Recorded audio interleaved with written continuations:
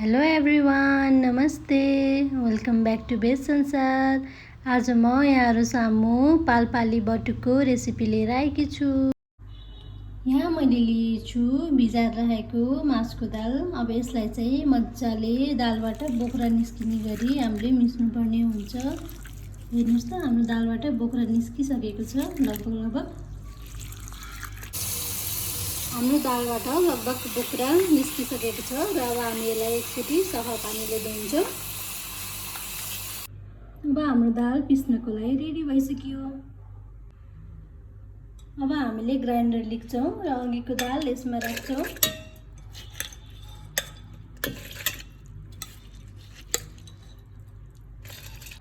अब हामी यसमा थोरै अदुवा राख्छौँ। यो चाहिँ सुक्खा नै ग्राइन्ड गर्नुपर्ने हुन्छ। अब हामी यसलाई ग्राइन्ड गर्छौँ।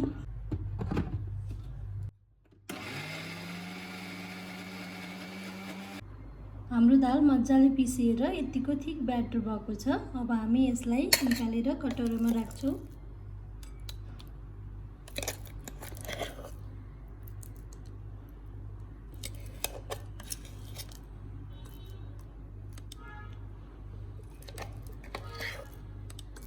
अब हामी हाम्रो ब्याटरमा थोरै नुन राख्छौँ। मैले यसमा चाहिँ अरू केही राखिनँ। अब हामी प्यानमा तेल बसाल्छौँ।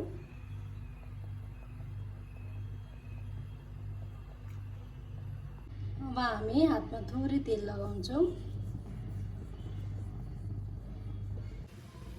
हामीले ब्याटर हातमा लिएर यसलाई बटुकको आकारमा गराएको छौँ। हाम्रो ग्यास चाहिँ एकदम मिडियम फ्लेममा हुनुपर्छ है। अब हामी बटुकलाई प्यानमा राख्छौँ। बिस्तारै त्यसै गरी हामी अरू बटुक पनि एक एक गरी बनाउँदै जान्छौँ। हाम्रो बटुक चाहिँ यतिको रातो हुनुपर्छ है। हजुरहरूले हिट चाहिँ एकदम मिडियम फ्लेममै राख्नु होला है। फेरि बटुक चाहिँ भित्र काँचो बाहिर मात्रै पाक्ने हुन्छ। अब हाम्रो बटुक रेडी भइसक्यो र मैले यसलाई प्लेटमा सर्भ गरेँ। हजुरहरूले यसलाई टमाटरको चटनी अथवा सससँग खान सक्नुहुन्छ।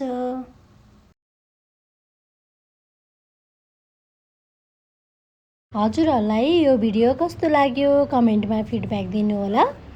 And don't forget to like, share and subscribe. See you again.